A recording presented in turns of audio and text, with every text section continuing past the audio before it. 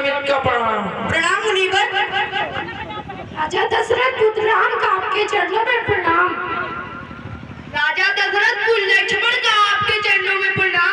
राम लखन दोनों जियो सदा प्राप्त जय होए, नाम रहे उज्जवल सदा जग में निर्भय होए। हे जनक तो हो क्या कारण है, इतनी भीड़ भाड़ क्यों है, अभी स्वर्ग कैसा था, वीरा में छेड़छाड़ क्यों है। मुनिराज, एक समय की बात है, मेरी पुत्री चौका कर रही थी और मेरी पुत्री भगवान शिव का कठोर धनुष एक स्थान से उठाकर दूसरी स्थान पर रख दिया। उसी दिन मैंने यह प्रण कर लिया कि जो कोई योद्धा इस धनुष पर प्रचंडा चढ़ाएगा वही शिव का वर पाएगा। आज मेरा यह पुत्री का दिन है, हमें आशीर्वाद दीजिए। लेकिन मेरे अनाथ देव के धनुष का यह अपमान, जिसे माता पार्वती वो उसकी नाक की केचुली में संभाल कर रखती थी, अरे उसकी ऐसी दीनवस्था, उसकी ऐसी दीनवस्था। हे मिथिलापति, यह मिथिला यह धनवा किसने तोड़ा है, किसने इस भरे स्वयंवर में सीता से नाता जोड़ा है। अभिषेक बता दे मुझको, वरना सब चौपट कर डालूंगा। मैं पृथ्वी पर तेरा राज का तेरा सब उलट पलट कर डालूंगा। हे नासु धनुष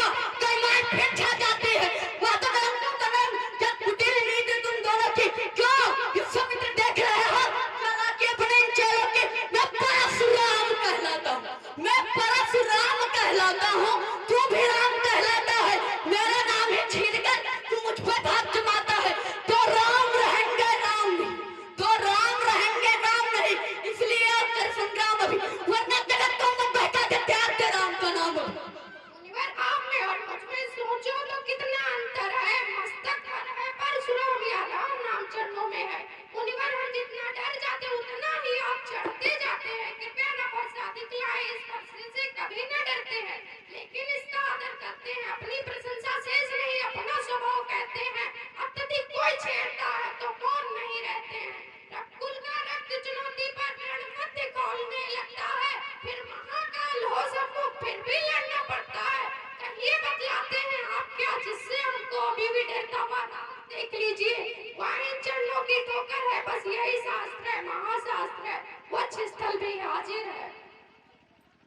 इस वक्ष स्थल के छाप तो स्वयं भगवान विष्णु की वक्ष स्थल के, तो क्या विष्णु अवतार हो चुका है?